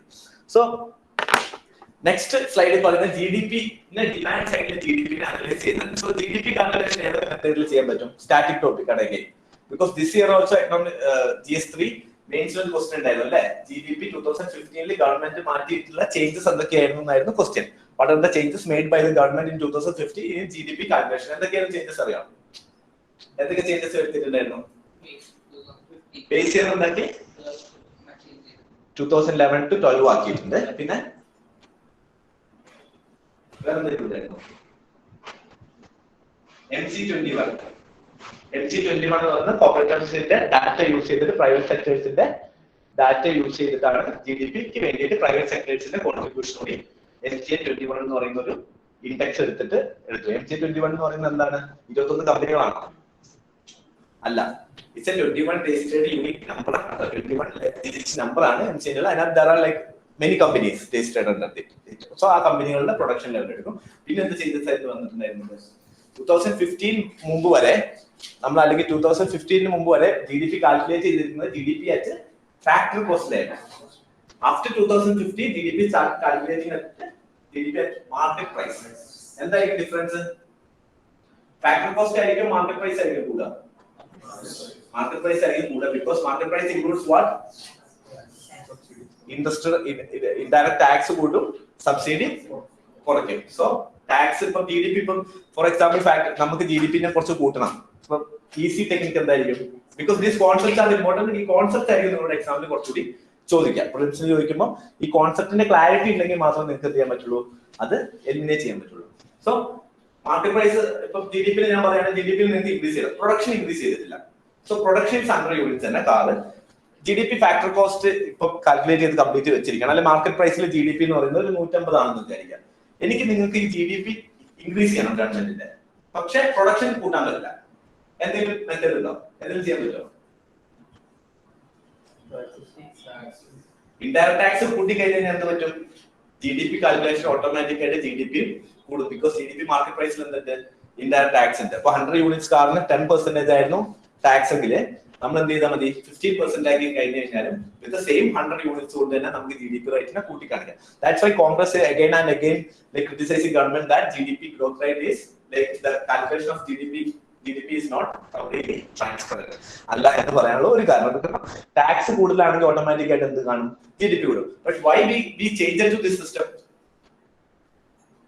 It's not because we just changed it, because world GDP നമ്മൾ എന്തിനാ കാൽക്കുലേറ്റ് ചെയ്യുന്നത്? We want to compare the economies of different അല്ലെ, ആളുകളുടെ എക്കണോമി നമ്മൾ കമ്പയർ ചെയ്യണം. So that we get to know where we are standing അല്ലെ. സോ international ലെവലിൽ GDP കാൽക്കുലേറ്റ് ചെയ്യുന്നത് ഈ മെത്തേഡിലാണ്. As per the UN system of accounts പ്രകാരം GDP അറ്റ് മാർക്കറ്റ് പ്രൈസിൽ ആയിരിക്കും എന്ത് ചെയ്യുന്നത്? ബാക്കി എല്ലാ കൺട്രികളും UN-ന്റെ GDP കാൽക്കുലേറ്റ് ചെയ്യുന്നത്. സോ ആ ഒരു ഗ്ലോബൽ സ്കെയിലിലേക്ക് നമ്മുടെ GDP കാൽക്കുലേഷൻ കൂടി കൊടുക്കാൻ വേണ്ടിയിട്ടാണ് നമ്മൾ എന്ത് ചെയ്തിട്ടുള്ളത്? ഈ ഒരു ചേഞ്ച് GDP കാൽക്കുലേഷൻ വരുന്നത്. So GDP can be calculated static topic ആണ് again under 3 methods. ഏതൊക്കെയായിരിക്കും? again static, NCRT formula, income method, product method. So 3 മെത്തേഡിൽ നമുക്ക് കാൽക്കുലേറ്റ് ചെയ്യാം. ഇൻകം മെത്തേഡ് എന്ന് പറയുമ്പോൾ ഡിഫറെന്റ് ഫാക്ടേഴ്സിനെ, ഡിഫറെന്റ് ഫാക്ടേഴ്സ് ഓഫ് പ്രൊഡക്ഷന് കിട്ടുന്ന ഇൻകത്തിന്റെ ബേസ് ചെയ്തിട്ട് നമുക്ക് GDP കാൽക്കുലേറ്റ് ചെയ്യാം. പ്രൊഡക്ഷൻ മെത്തേഡ് എന്ന് പറയുമ്പോൾ ഓരോ സെക്ടർ എത്ര യൂണിറ്റ്സ് പ്രൊഡ്യൂസ് ചെയ്യുന്നു നോക്കിയിട്ടും നമുക്ക് GDP കാൽക്കുലേറ്റ് ചെയ്യാം. Expenditure how much different unit of government അല്ലെങ്കിൽ ഡിഫറെന്റ് സെക്ടേഴ്സ് അല്ലെങ്കിൽ ഫാക്ടേഴ്സ് എത്ര സ്പെൻഡ് ചെയ്യുന്നു എന്ന് നോക്കിയിട്ടും നമുക്ക് GDP കാൽക്കുലേറ്റ് ചെയ്യാം. So GDP from demand side is nothing but your GDP based on expenditure method. എങ്ങനെയാണ് ഡിഫറെന്റ് സെക്ടേഴ്സ് സ്പെൻഡ് ചെയ്യുന്നതാണ് നോക്കുന്നത്. So equation for that is എന്തായിരിക്കും? GDP എന്ന് പറയുന്നത് C plus GDP is equal to C plus G plus I plus X. Next export. C എന്ന് പറയുന്നത് കൺസ്യൂമറിന്റെ demand, household demand എത്രയാണ്, കൺസ്യൂമർ ഡിമാൻഡ് എത്ര വരുന്നുണ്ട്. So you are buying a car, that will be added to your GDP. G for government expenditure. Government consumption എത്ര ചെയ്യുന്നു, government എത്ര spend ചെയ്യുന്നു. I for total investment of both private sector and industrial sector. And next export. എങ്ങനെയാണ് ഇന്ത്യയിൽ പുറത്തുള്ള ആളുകൾ നമ്മുടെ GDP-നെ കൺട്രോൾ ചെയ്യുന്നത്, ഡിമാൻഡ് ചെയ്യുന്നത്. So economic survey is analysing this GDP, demand സൈഡിൽ GDP എങ്ങനെ മാറിയിട്ടുണ്ടെന്നുള്ളതാണ് 2019 ലെവൽ വെച്ചിട്ട് എക്കണോമിക് സർവേ കമ്പയർ ചെയ്യുന്നത്. So if you see the various aspect of this GDP, government consumption നമ്മൾ 2019 again we are taking here as 100 as base. 2019 എന്തായിരുന്നു level ഉണ്ടായിരുന്നു, അതിനെ 100 base ആയിട്ട് എടുത്തു കഴിഞ്ഞാൽ ഗവൺമെന്റിന്റെ കൺസപ്ഷൻ നമ്മൾ നോക്കുകയാണെങ്കിൽ ഇറ്റ്സ് ഗ്രോൺ ടു 110 അല്ലെ, അതായത് 10.7% ഗവൺമെന്റ് കൺസപ്ഷൻ ഇൻക്രീസ് ചെയ്ത്. Government start spending more during the after covid പീരീഡില് 2019 ലെവൽ വെച്ച് നോക്കുമ്പോൾ ഗവൺമെന്റ് കൂടുതൽ സ്പെൻഡ് ചെയ്യുന്നുണ്ട് 2019 ലെവൽ വെച്ച് നോക്കുമ്പോൾ അല്ലെ. അപ്പം ഗവൺമെന്റ് സ്പെൻഡിങ് ഈസ് ഓക്കെ ആണ്. നമ്മൾ എന്ത് ചെയ്യുന്നുണ്ട്, GDP-ന്റെ കോൺട്രിബ്യൂഷനിലേക്ക് റിക്കവറി വരുന്നുണ്ട്. അതുപോലെ ക്യാപിറ്റൽ ഫോർമേഷൻ നോക്കുന്നുണ്ടെങ്കിൽ ഇൻവെസ്റ്റ്മെന്റ് എത്രത്തോളം ഇൻവെസ്റ്റ്മെന്റ്, ഈ ഐ പാർട്ട് നോക്കുമ്പോഴും എന്ത് വരുന്നുണ്ട്, 102 ഉണ്ട്. Again there is a increase. 2019 level വെച്ച് നോക്കുമ്പോൾ again there is a increase. So that is also recovered. And എക്സ്പോർട്ടും ഇമ്പോർട്ടും നോക്കുകയാണെങ്കിൽ there was a decline of export and import during the lockdown period. But 2021-22 പീരീഡിലേക്ക് നോക്കുമ്പോൾ 2019 പീരീഡിനെ വെച്ച് കമ്പയർ ചെയ്യുമ്പോൾ again there is a growth. രണ്ടും എക്സ്പോർട്ടും ഗ്രോത്ത് ചെയ്തിട്ടുണ്ട്, എന്ത് ചെയ്തിട്ടുണ്ട്, ഇമ്പോർട്ടും ഒരേപോലെ 11.8% ആൻഡ് 11.1% എന്തുണ്ട്, ഗ്രോത്ത് ഉണ്ട്. But what is not recovered completely from the covid crisis is consumption, private consumption. That is still 97.1. 97 private consumption എന്ന് പറയുന്ന ആരാണ്? House hold consumption. ഗവൺമെന്റിലെ നമ്മൾ ഓരോരുത്തരും സ്പെൻഡ് ചെയ്യുന്ന household consumption still is not up to the level of 2019. 2019 level വെച്ച് private consumptions നമ്മൾ compare ചെയ്യുമ്പോൾ ഇപ്പോഴും എന്താണ്, പ്രൈവറ്റ് കൺസപ്ഷൻ 2019 ലെവലിനെക്കാട്ടും താഴെയാണ്. So that is not recovered. But all other government private consumption, government expenditure, government consumption, government investment, private investment, export, import എല്ലാം എന്ത് ചെയ്തിട്ടുണ്ട്, 2019-നെക്കാട്ടും ബെറ്റർ ഓഫ് ആയിട്ടുണ്ട്. ബട്ട് എന്ത് ബെറ്റർ ഓഫ് ആയിട്ടില്ല, ഈ private consumption, household consumption, അതല്ലേ നമ്മൾ ഓരോരുത്തരെയും ഇൻഡിവിജ്വൽ ആയിട്ടുള്ള കൺസപ്ഷൻ പഴയ ലെവലിൽ 2019 how much you are spending, 100 രൂപ സ്പെൻഡ് ചെയ്യുന്ന സമയത്ത് ഇപ്പൊ നിങ്ങൾ എത്ര സ്പെൻഡ് ചെയ്യുന്നുള്ളൂ, 97 രൂപയെ സ്പെൻഡ് ചെയ്യുന്നുള്ളൂ. There is a gap. It's not required. But government is saying that, RBI also saying that it shows there is a positive like comeback because there is increase in GST collection is increasing. That means there are like people started buying more things. And like it will recover automatically. Presently, you just have to focus. Either private consumption ചെയ്യുന്ന government എന്ത് ചെയ്യുന്നു, പൊതുവെ government has to spend more money അല്ലെ. നിങ്ങൾ കൂടുതൽ കുറച്ച് പൈസ, ഇപ്പൊ പ്രധാനമന്ത്രി കിസാൻ യോജന ഒരു 2000 രൂപ നിങ്ങൾക്ക് തരുന്നു. So you start go and buy something അല്ലെ, എന്തെങ്കിലും ഒരു ആവശ്യമില്ലാത്ത സാധനം നിങ്ങൾ പോയി മേടിക്കും അല്ലെ, ആമസോണിൽ നിങ്ങൾ എന്തെങ്കിലും മേടിക്കും. സോ അത് ഗവൺമെന്റ് കൺസപ്ഷൻ കൂട്ടും, നിങ്ങൾ പ്രൈവറ്റ് കൺസപ്ഷൻ കൂട്ടും. പക്ഷെ ഗവൺമെന്റ് ഇപ്പൊ കൂടുതൽ ഫോക്കസ് ചെയ്യുന്നത് it will come automatically. So government started more focusing on capital expenditure. ഈ വർഷത്തെ ബഡ്ജറ്റ് നോക്കുകയാണെങ്കിൽ we'll discuss the budget later at the ക്ലാസ്സുകളിൽ, ബഡ്ജറ്റ് ക്ലാസ്സെല്ലാം. സോ ബഡ്ജറ്റ് നോക്കുകയാണെങ്കിൽ government started allocating more money to capital expenditure. Okay, so private expenditure അല്ലെങ്കിൽ private consumption ഓട്ടോമാറ്റിക്കായിട്ട് pickup ചെയ്യുന്നതാണ് government is expecting. But നമ്മൾ 2019 level വെച്ചിട്ട് ഇപ്പൊ compare ചെയ്യുമ്പോൾ എന്തായിട്ടില്ല, പ്രൈവറ്റ് സെക്ടേഴ്സിന്റെ പ്രൈവറ്റ് കൺസപ്ഷൻ അല്ലെങ്കിൽ ഹൗസ് ഹോൾഡ് കൺസപ്ഷൻ 2019 ലെവൽ വെച്ച് നോക്കുമ്പോൾ റിക്കവർ ആയിട്ടില്ല, കംപ്ലീറ്റ്ലി റിക്കവർ ആയിട്ടില്ല. Okay, then what is balance of payment?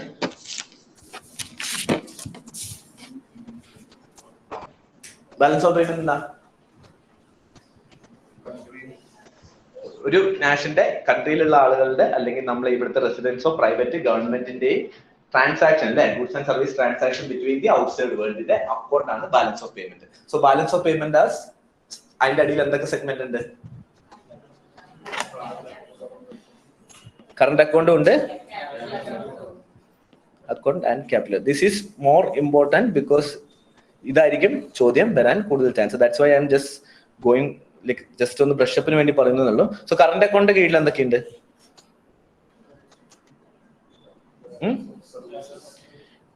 Balance of trade ഉണ്ട് അല്ലെ? ബാലൻസ് ഓഫ് ട്രേഡും ഇൻവിസിബിൾസും ഉണ്ട്. ക്യാപിറ്റൽ അക്കൗണ്ട് കീഴിലോ എന്തൊക്കെ വരും? ഫോറിൻ എക്സ്ചേഞ്ച് റിസർവ് വരും, FDI വരും, FPI വരും, ബോറോയിങ്സ് വരും, സോ ലോൺസ് വരും. ഇതൊക്കെ എന്തിൻ്റെ അതിൽ വരും? ക്യാപിറ്റൽ അക്കൗണ്ടിന്റെ കീഴിൽ വരും. സോ ഈ ബാലൻസ് ഓഫ് ട്രേഡിൽ എന്താ വരിക? Goods in service. ഇപ്പൊ ഒരു സർവീസിൽ ട്രേഡ് നടത്തി, അത് ബാലൻസ് ഓഫ് ട്രേഡിൽ വരുമോ അതോ ഇൻവിസിബിളിൽ വരുമോ? ഗുഡ്സിലുള്ള ട്രേഡ് മാത്രമേ എന്തിൽ വരുള്ളൂ? ബാലൻസ് ഓഫ് ട്രേഡിലും. Export of goods and export and import of goods മാത്രമേ എവിടെ വരുള്ളൂ? ബാലൻസ് ഓഫ് ട്രേഡിൽ വരുള്ളൂ. ഇൻവിസിബിളിൽ എന്താണ് വരിക? സർവീസ് വരും. റെമിറ്റൻസ് എവിടെ വരിക? ക്യാപിറ്റലാണോ കറണ്ട് അക്കൗണ്ടിലാണോ? റെമിറ്റൻസ് കറണ്ട് അക്കൗണ്ടിൽ ഏതിനുള്ള വരും? ഇൻവിസിബിൾ വരും. സോ റെമിറ്റൻസ് ഇവിടെ വരും. Suppose you are getting A gift, ചിലപ്പോൾ ഒരു statement 4 statement you are getting remittance, you are getting gift. അപ്പൊ ഒരു ഗിഫ്റ്റ് വരും. നിങ്ങളൊരു ദുബായിൽ പോയ നിങ്ങളൊരു അല്ലെങ്കിൽ നിങ്ങൾക്ക് ഒരു ഐഫോൺ മേടിച്ചു തരും, അല്ലെങ്കിൽ എന്തെങ്കിലും ഗിഫ്റ്റ് നിങ്ങൾക്ക് ട്രാൻസ്ഫർ, അത് ഇതിനകത്ത് വരും. ബാലൻസ് ഓഫ് ട്രേഡ് ആണോ ഇൻവിസിബിൾ ആയിരിക്കും? ഐഫോണോ മേടിച്ചത്? ട്രേഡ് ആണോ? ട്രേഡ് എന്ന് പറയുന്നത് ഇല്ല, ട്രേഡ് അല്ല, ഇൻവിസിബിൾ ആണ്. ഐഫോൺ ആണ് കേട്ടോ. ഇറ്റ് കംസ് അണ്ടർ ഇൻവിസിബിൾ കേട്ടോ. ഗിഫ്റ്റ് ആണെങ്കിലും, ഗിഫ്റ്റിന് ഗവൺമെന്റിന് കിട്ടുന്ന ഗിഫ്റ്റ് ആണെങ്കിലും, നമുക്ക് കിട്ടുന്ന പേഴ്സണലായിട്ട് കിട്ടുന്ന ഗിഫ്റ്റ് ആണെങ്കിലും അത് എന്തിന്റെ അണ്ടറിൽ വരും? ഇൻവിസിബിളിന്റെ അണ്ടറിൽ വരും. FDI, FPI ഇതൊക്കെ എന്ത് വരും? കറണ്ട് അക്കൗണ്ടിന്റെ ക്യാപിറ്റൽ അക്കൗണ്ടിന്റെ കീഴിൽ വരും. ഓക്കെ, സോ ബാലൻസ് ഓഫ് ട്രേഡും ബാലൻസ് ഓഫ് പേയ്മെന്റും തമ്മിലുള്ള വ്യത്യാസം എന്താ? Difference between balance of trade and balance of payment. Balance of trade is only including export or import of goods and service ആണോ? അല്ല, ഗുഡ്സ് ഓൺലി. ഓക്കെ, പക്ഷേ balance of payment comes capital accounts വരും. Current അക്കൗണ്ടിന്റെയും balance ആണ് balance of payment. ഇത് രണ്ടും include ചെയ്യുന്നതാണ് balance of payment. Okay, ഈ കോൺസെപ്റ്റ് മനസ്സിലായില്ലേ? സോ നമ്മൾ കറണ്ട് അക്കൗണ്ട് നോക്കുവാണെങ്കിൽ, നമ്മൾ കറണ്ട് അക്കൗണ്ട് ആസ്പെക്ടില് we use to have current account deficit അല്ലെ? നമ്മൾ ട്രെൻഡ് നോക്കുവാണെങ്കിൽ, കാരണം നമുക്ക് ഏറ്റവും കൂടുതൽ ഇമ്പോർട്ട് ആയിരിക്കും കൂടുതൽ വരിക, എക്സ്പോർട്ടിനെക്കാളും കൂടുതൽ ഇമ്പോർട്ട് ആണ്. We are like important inflation ഉള്ള ഒരു കൺട്രിയാണ്. കാരണം ക്രൂഡ് ഓയിലിന്റെ പ്രൈസ് മാറുന്നതനുസരിച്ച് നമ്മൾ ഇൻഫ്ലേഷൻ ഇവിടെ മാറിക്കൊണ്ടിരിക്കും. അപ്പം നമുക്ക് ഏറ്റവും കൂടുതൽ കറണ്ട് അക്കൗണ്ട് ഡെഫിസിറ്റ് വരുമായിരുന്നു. പക്ഷേ 2020 പീരീഡ്, ലോക്ക്ഡൌൺ പീരീഡിൽ എന്ത് സംഭവിച്ചു? Complete cut down and export and import. Export and import complete ആയിട്ട് കുറെ എന്ത് ചെയ്തു? താഴോട്ട് വന്നു. ഇമ്പോർട്ടും കുറഞ്ഞു, എക്സ്പോർട്ടും കുറഞ്ഞു. So that led to actually a current account surplus. Okay, കോവിഡിന്റെ പീരീഡിൽ we have witness current account surplus. Then 2020-21 പീരീഡിലും ഫസ്റ്റ് ക്വാർട്ടറിൽ നമ്മൾ എന്ത് സംഭവിച്ചു? there was a capital current account surplus, but now it's back to current account deficit. We used to have current account deficit, but we used to have capital account surplus. Capital അക്കൗണ്ടിൽ നമുക്ക് surplus വരും. ഇനി balance of പേയ്മെന്റിന്റെ കാര്യം നോക്കുവാണെങ്കിലും, balance of പേയ്മെന്റും നമുക്ക് എന്ത് സംഭവിക്കുന്നുണ്ട്? Balance of പേയ്മെന്റിലും നമുക്ക് surplus ആണ് ഇപ്പോൾ ഉള്ളത്. Currently we have balance of payment surplusലാണ് ഉള്ളത്. And this financial year also we will be having balance of payment surplus എന്നാണ് ഗവൺമെന്റ് എക്കണോമിക് സർവേ ചെയ്യുന്നത്, പ്രൊജക്ട് ചെയ്യുന്നത്. ബിക്കോസ് നമുക്ക് നമ്മുടെ capital account completely fully convertible അല്ല. സോ ക്യാപിറ്റൽ അക്കൗണ്ടിൽ ഒരു റെമിറ്റൻസും കാര്യങ്ങളൊക്കെ വന്നിട്ട്, ദോ ഇമ്പോർട്ട് ആൻഡ് എക്സ്പോർട്ടിൽ നമുക്ക് ഡെഫിസിറ്റ് വരുമെങ്കിലും ക്യാപിറ്റൽ അക്കൗണ്ടിൽ നമുക്ക് അതിന്റെ സർപ്ലസ് വന്ന് ബാലൻസ് ഓഫ് പേയ്മെന്റ് സർപ്ലസ് വരും. സോ ആസ് ഓഫ് നൗ നമ്മുടെ ഫോറസ്റ്റ് റിസർവ് എന്ന് പറയുന്നത് $360 billion നമ്മളിതുണ്ട്. So by having $630 billion like forex reserve നമ്മളിത് വരുന്നത് കൊണ്ട് we become the 4th largest forex holder after China, Japan and Switzerland. So India is the 4th largest. So $640 billion എന്ന് പറയുന്നത് it cover up to 1.3 year of India's import. ഇത് നമ്മളിൽ ഒരു പൈസ ഇല്ലെങ്കിലും അടുത്ത ഒരു വർഷം 3 മാസത്തേക്കും നമുക്ക് നമ്മുടെ ഇമ്പോർട്ടിന്റെ ബില്ല് കൊടുക്കാനുള്ള പൈസ കൊടുക്കാനുള്ള അത്രയും ഫോറക്സ് സർപ്ലസ് നമ്മളിൽ നിന്നുണ്ട്. നമ്മളിൽ ഇപ്പം ആർബിഐയിലുണ്ട്. So we are in a better position compared to forex reserve. നോക്കുവാണെങ്കിൽ നമ്മൾ ബെറ്റർ പൊസിഷനിലാണ്. അടുത്തൊരു 1 ഇയറിലേക്ക് 1.3 ഇയറിലേക്ക് കംപ്ലീറ്റ് ഇമ്പോർട്ട് സ്പെൻഡ് ചെയ്യാനുള്ള മണി ഉണ്ട്. So we are having balance of payment surplus. Current account deficit ആണോ? ഇതാണ് ഇപ്പോൾ.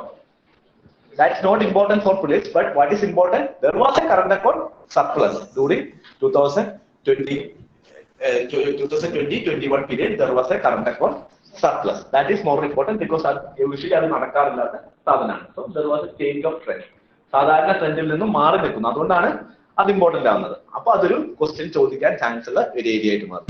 ഓക്കെ, സോ ഇന്ത്യയുടെ മേജർ ഇമ്പോർട്ട് ഐറ്റംസ് നോക്കുകയാണെങ്കിൽ ഇന്ത്യയുടെ ഇമ്പോർട്ട് ബാസ്ക്കറ്റ്, ഇന്ത്യ ഏറ്റവും കൂടുതൽ ഇമ്പോർട്ട് ചെയ്യുന്ന സാധനം എന്തായിരിക്കും? ഓട്ടോമാറ്റിക് ആയിട്ട് പെട്രോളിയം, ക്രൂഡ് ഓയിൽ അല്ലെ. ക്രൂഡ് ഓയിൽ ആണ് ഇന്ത്യ ഏറ്റവും കൂടുതൽ ഇമ്പോർട്ട് ചെയ്യുന്നത്. And second best thing is that most precious thing for Indians is gold. So second gold ആണ്, തേർഡ് പെട്രോളിയം പ്രൊഡക്ട്സ് ആണ്, ഫസ്റ്റ് ക്രൂഡ് പെട്രോളിയം ആണെങ്കിൽ തേർഡ് പെട്രോളിയം പ്രൊഡക്ട്സ് ആണ്, നാലാമത്തെ സ്റ്റോൺസ്, കല്ല്, നമുക്ക് അങ്ങനത്തെ സാധനങ്ങളാണ് കൂടുതൽ പ്രിയം. അപ്പൊ നമ്മൾ കല്ല്, ഗോൾഡ് ആ സാധനങ്ങളൊക്കെ മേടിക്കുന്നു. 5 കോള് അങ്ങനെയുള്ള സാധനങ്ങളാണ്. സോ എല്ലാം പഠിച്ചു വെക്കേണ്ട. ഫസ്റ്റ് 5 എണ്ണം ബാസ്ക്കറ്റിൽ ഏറ്റവും കൂടുതൽ ഇമ്പോർട്ട് ചെയ്യുന്ന ഐറ്റംസ് എന്താണ്? ഓട്ടോമാറ്റിക്കായി പഠിക്കുന്ന കാര്യത്തിൽ ലോജിക്ക് വരാൻ നമുക്കറിയാം. ക്രൂഡ് ഓയിൽ ആയിരിക്കും ഏറ്റവും കൂടുതൽ മേടിക്കാൻ. 2 ഗോൾഡ് ആയിരിക്കും എന്നുള്ളതും ലോജിക്കാണ്. That's most trusted investment for Indians. So third is കല്ലും സാധനങ്ങളൊക്കെ, പേള്, കല്ല് സാധനങ്ങളൊക്കെയാണ്. ഫോർത്ത് ആണെങ്കിലും കോളാണ് നമ്മൾ ഏറ്റവും കൂടുതൽ ഇമ്പോർട്ട് ചെയ്യുന്നത്. സോ ആ ഒരു 5 ഐറ്റം ഓർത്ത് വെക്കുക. അതുകൊണ്ട് തന്നെയാണ് നമ്മൾ ഇമ്പോർട്ടന്റ് ബാസ്ക്കറ്റ് നോക്കുകയാണെങ്കിൽ ഈ ഒരു 5 ഐറ്റം കൊണ്ട് ഓൾമോസ്റ്റ് 45% ഓഫ് ഇന്ത്യന്റെ ഇമ്പോർട്ട് എന്ന് പറയുന്നത് എന്താണ്? ഈ 5 ഐറ്റം തന്നെയാണ്. ഇമ്പോർട്ട് ബാസ്ക്കറ്റ് നമ്മൾ എന്തല്ല, ഭയങ്കര ഡൈവേഴ്സിഫൈഡ് ഇമ്പോർട്ട് ബാസ്ക്കറ്റ് അല്ല, വളരെ കുറച്ച് ഐറ്റം തന്നെ ഓട്ടോമാറ്റിക്കലി 45% ഓഫ് ടോട്ടൽ ഇമ്പോർട്ടിലേക്ക് കോൺസ്റ്റിറ്റ്യൂട്ട് ചെയ്യുന്നുണ്ട്. So it's not a very diversified import basket. പിന്നെ നമ്മൾ ഇമ്പോർട്ട് ചെയ്യുന്ന countries, this is also very important for prelims. എവിടെ നിന്നാണ് നമ്മൾ ഏറ്റവും കൂടുതൽ ഇമ്പോർട്ട് ചെയ്യുന്നത്? നമ്മൾ ഏറ്റവും കൂടുതൽ ഇമ്പോർട്ട് ചെയ്യുന്നത് ഓട്ടോമാറ്റിക്കായിട്ട് എവിടെ നിന്ന് തന്നെയായിരിക്കും? ചൈനയിൽ നിന്നാണ് ഏറ്റവും കൂടുതൽ ഇമ്പോർട്ട് ചെയ്യുന്നത്. രണ്ടാമത് ഇമ്പോർട്ട് ചെയ്യുന്നത് UAE.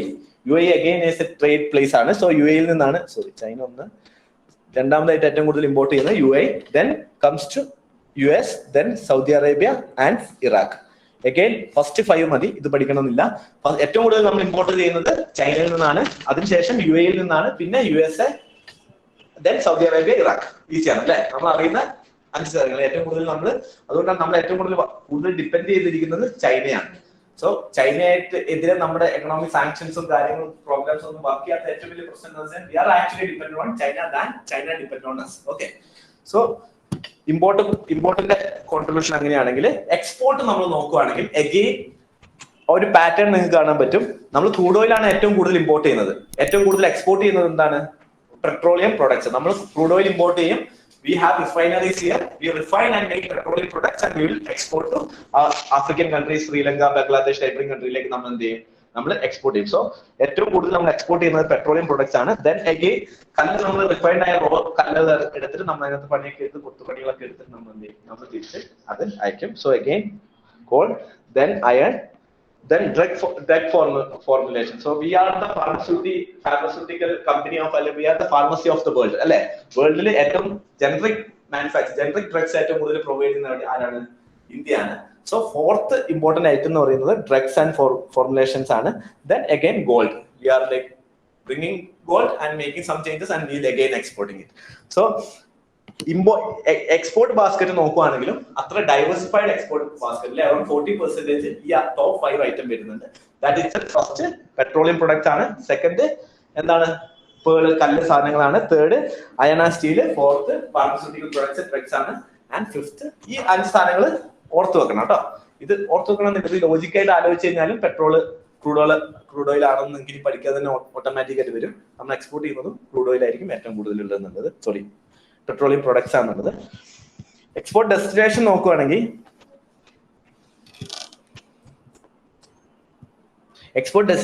ഏറ്റവും കൂടുതൽ ഇന്ത്യ എക്സ്പോർട്ട് ചെയ്യുന്നത് USA-യിലേക്കാണ്. ഓക്കെ, ഏറ്റവും ഹയസ്റ്റ് എക്സ്പോർട്ട് പോകുന്നത് US-ലേക്കാണ്. സെക്കൻഡ് നമ്മൾ UAE-യിലേക്കാണ്. തേർഡ് ആണ് China. Fourth Bangladesh and fifth Hong Kong. The first 3 is more important. Like we are not exporting more to the China, we are exporting more to USA. Then comes UAE, then only China. Okay, so first 3 are important. ഏറ്റവും കൂടുതൽ export നമ്മൾ ചെയ്യുന്നത് USA-യിലേക്കാണ്, 2 UAE-യിലേക്കാണ്, 3 ചൈനയിലേക്കാണ്. Okay, then GDP trend നോക്കുകയാണെങ്കിൽ, economics GDP trend നോക്കുകയാണെങ്കിൽ 2019 നമ്മളെ GDP എന്ന് പറയുന്നത് ടോട്ടൽ GDP നോമിനൽ എമൗണ്ടിലുള്ള, നോമിനൽ കോൺസ്റ്റന്റ് പ്രൈസിൽ വരുന്ന GDP നോക്കുകയാണെങ്കിൽ 145.7 lakh crore ആണ്. 145.7 lakh crore ആയിരുന്നു ഇന്ത്യയുടെ 2019 GDP. 2020-21, as you know that there is a COVID pandemic year, there was no production. India has missed the year. India's GDP growth, 2025 ആകുമ്പോഴേക്ക് 2024 ആകുമ്പോൾ നമ്മൾ ടാർഗറ്റ് എന്തായിരുന്നു? We need to achieve 5 trillion economy. പക്ഷെ ആ year നമുക്ക് miss out ചെയ്യാനുള്ള main കാരണം because of the COVID pandemic നമുക്കൊരു എക്സ്പാൻഷൻ ഇയർ മിസ് ആയി പോയി. So that year we have witnessed a negative growth rate that 135 lakh crore GDP മാത്രമേ ഉണ്ടായിരുന്നുള്ളൂ. But 2020-21 നോക്കുമ്പോൾ GDP again increased to 147.5. That is when we see the trend, there is 145-ൽ നിന്ന് 135 എത്തി, then we came back to 147. So this is supporting what kind of recovery? V-shaped recovery. India is witnessing a V-shaped recovery with respect to GDP growth, right? Because there is an increase of 1.3% of increase is there compared to 2019 level GDP നോക്കുമ്പോൾ 2021 and 2022 yearle financial yearle Indian GDP യിൽ 1.3% increase വന്നിട്ടുണ്ട്. Okay, so there is a compared to 2009 വെച്ച് നോക്കുമ്പോൾ 2019 വെച്ച് നോക്കുമ്പോൾ GDP increase ചെയ്തില്ലേ? But what is more important, what is like the trick is that GDP increase ചെയ്തിട്ടുണ്ടെങ്കിലും per capita income or per capita national income 2019 ലെവലിനെക്കാട്ടും എന്ത് ചെയ്തിട്ടുള്ളത്? Decrease ചെയ്യാണ് ചെയ്തിട്ടുള്ളത്. GDP 2019 ലെവലിനെക്കാട്ടും കൂടുതൽ ഇൻക്രീസ് ചെയ്തിട്ടുണ്ട് 2021 എത്തിയപ്പോഴേക്കും. 2021 കോവിഡിന്റെ പീരീഡ് മിസ് ആയിട്ടുണ്ടെങ്കിലും 2021 എത്തിയപ്പോഴേക്കും 2019 ലെവലിനെക്കാട്ടും GDP ഇൻക്രീസ് ചെയ്തിട്ടുണ്ടെങ്കിലും per capita GDP എന്ന് പറയുന്നത് എന്തായുള്ളൂ? ആദ്യം 1.9 ലാക്ക് ആയിരുന്നത് 1.8 ലാക്ക് ആയിട്ട് കുറയാണ് ആക്ച്വലി ചെയ്തിട്ടുള്ളത്. ദാറ്റ് മീൻസ് എന്ത് സംഭവിച്ചു? പോപ്പുലേഷൻ ഗ്രോത്ത് നല്ലോണം കൂടി. പെർ ക്യാപിറ്റ എന്ന് പറയുന്ന ടോട്ടൽ GDP ബൈ പോപ്പുലേഷൻ അല്ലേ? സോ GDP സ്ലൈറ്റ് എമൗണ്ട് ആയിട്ട് കൂടിയപ്പോഴേക്കും പോപ്പുലേഷനും അതിന്റെ വെച്ച് കൂടിയതുകൊണ്ട് എന്ത് സംഭവിച്ചു? പെർ ക്യാപിറ്റ GDP ആക്ച്വലി 2019 ലെവലിനെക്കാട്ടും താഴെയാണ്. പക്ഷെ GDP ഈസ് 2019 ലെവലിനെക്കാട്ടും മുകളിൽ ആണ്. പെർ ക്യാപിറ്റ രണ്ടും തമ്മിൽ മാറിപ്പോയത്. പെർ ക്യാപിറ്റ GDP 2019 മുകളിൽ എത്തിയിട്ടില്ല. It's coming down. ഇത് കുറയാണ് ചെയ്തിട്ടുള്ളത്. പക്ഷെ GDP എന്ത് ചെയ്തിട്ടുണ്ട്? GDP 2019 ലെവലിനെക്കാട്ടും കൂടിയിട്ടുണ്ട്. There is a like V-shaped recovery. So the same thing I already expected. 1.3% ആണ് 2019നെക്കാട്ടും GDP growth ചെയ്തിട്ടുള്ളത് 2020-21 period ആയപ്പോഴേക്കും. And population growth, there was 1% of population growth. So the per capita national income, per capita GDP actually slightly declined compared to 2019 level. There's a 0.8-ൽ നിന്ന് 0.9-ൽ നിന്ന് 0.8-ലേക്ക് കുറയാണ് ചെയ്തിട്ടുള്ളത് per capita GDP. So just explain again. So GDP growthന്റെ trend നോക്കുകയാണെങ്കിൽ GDP ഗ്രോത്തിന്റെ trend നോക്കുകയാണെങ്കിൽ 2018-19 GDP growth was 6.5% ആയിരുന്നു.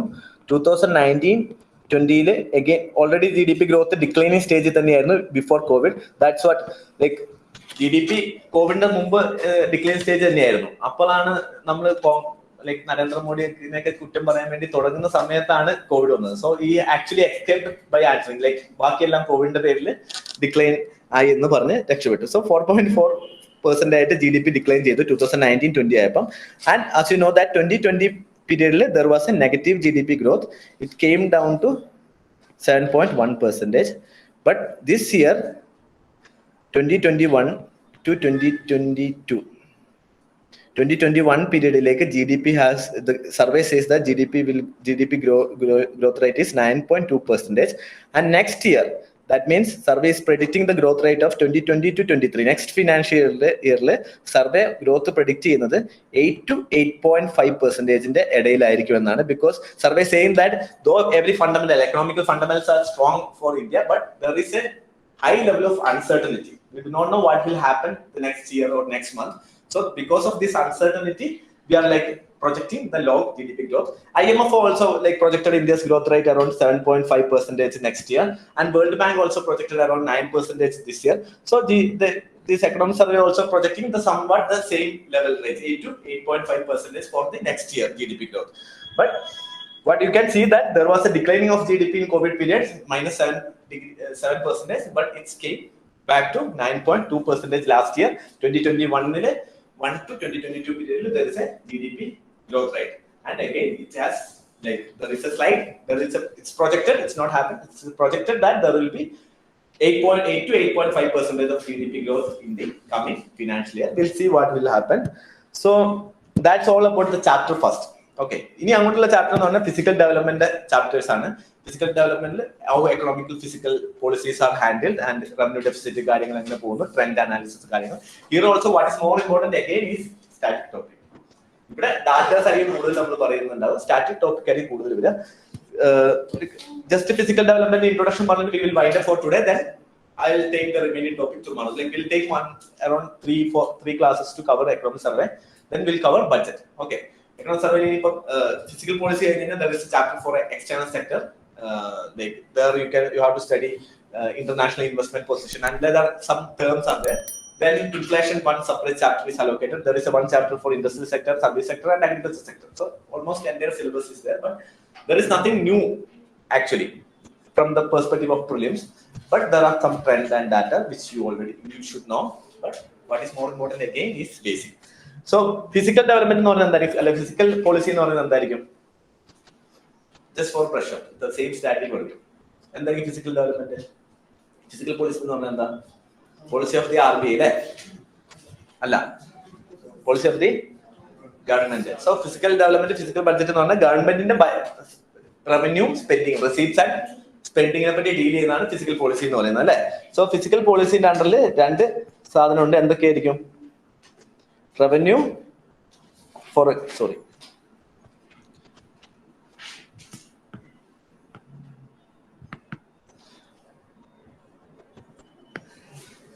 Revenue റെസിപ്റ്റും ഉണ്ട്. ഇപ്പൊ ഫിസിക്കൽ പോളിസിന്റെ കീഴിൽ നമുക്ക് റവന്യൂ റെസിപ്റ്റ് അല്ല, റെസിപ്റ്റ് ഉണ്ട്, റെസിപ്റ്റ്സും ഉണ്ട്, എക്സ്പെൻഡിച്ചറും ഉണ്ട് അല്ലെ? ഈ റെസിപ്റ്റ്സിന്റെ കീഴിൽ എന്തൊക്കെയുണ്ട്? എന്തൊക്കെ തരം റെസിപ്റ്റ്സ് ഉണ്ട്? Revenue receipt and capital receipt. എക്സ്പെൻഡിച്ചറിന്റെ കീഴിലോ? Revenue expenditure and capital expenditure. ഈ റവന്യൂ എക്സ്പെൻഡിച്ചറിനെ വീണ്ടും രണ്ടായി തരംതിരിച്ചൂടെ? റവന്യൂ റെസിപ്റ്റ്സിനെ tax revenue, non tax revenue. Tax റവന്യൂവിനെ വീണ്ടും തിരിക്കാൻ പറ്റുമോ? ടാക്സ് റവന്യൂവിനെ വീണ്ടും തിരിക്കാം, direct tax and indirect tax. Okay, ഇത്രയും ബേസിക് കോൺസെപ്റ്റ് അറിയാലോ. For example, India means government has sold Air India for 50 lakh crore. Will it come under the revenue receipts or capital receipts? This investment in the money. Capital receipts. എന്താണ് capital receipts എന്ന് പറഞ്ഞാൽ എന്താണ്? What is capital receipts actually? Any receipts which either reduces the asset or increases the liability comes under the capital receipts. Revenue receipts എന്ന് പറയുമ്പോൾ does not have any impact to assets and liability position of just day-to-day expenditure. ഒന്നും സംഭവിക്കുന്നില്ല. For example, government has given a loan to some people. Okay, നിങ്ങൾക്ക് loan തന്നു, 50,000 ആണ്. You are paying interest every month. 1,000 rupees government പേ ചെയ്തു. ഇതെന്താ വരും?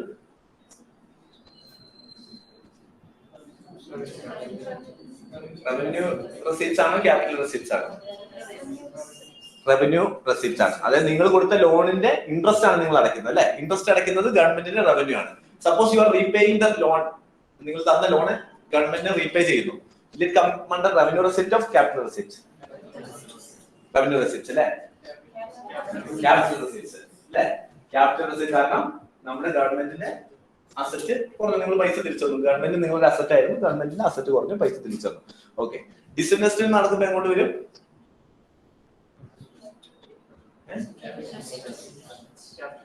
Capital receipt. ഇപ്പൊ ഗവൺമെന്റിന്റെ കമ്പനിയിൽ നിന്ന് ഡിവിഡന്റ് വരുന്നു. Government same company government solve ചെയ്തിട്ടില്ല എന്ന് വിചാരിക്കുക, വിറ്റിട്ടില്ല. ആ കമ്പനിയിൽ നിന്ന് ആനുവൽ ഡിവിഡന്റ് വരുന്നു. അതെവിടെ വരും? അത് റെസിപ്റ്റ് വരും. Okay, so this are the basics. So we'll wind up from here. Like എന്താണ് ഫിസിക്കൽ ഡെവലപ്മെന്റ്, ബാക്കി പോളിസീസ് ഒക്കെ we'll take up in the next class. Okay, so നിങ്ങൾ ചെയ്യേണ്ട കാര്യം, you go back and like ഒന്നുകൂടി ഒന്ന് revision ചെയ്യുക, otherwise you will forget. And other thing is that when come to next class, try like if you are not read basics of economics, then it will be difficult for you to understand the concept because it's completely facts and information. So try to brush up the topic. Okay, thank you.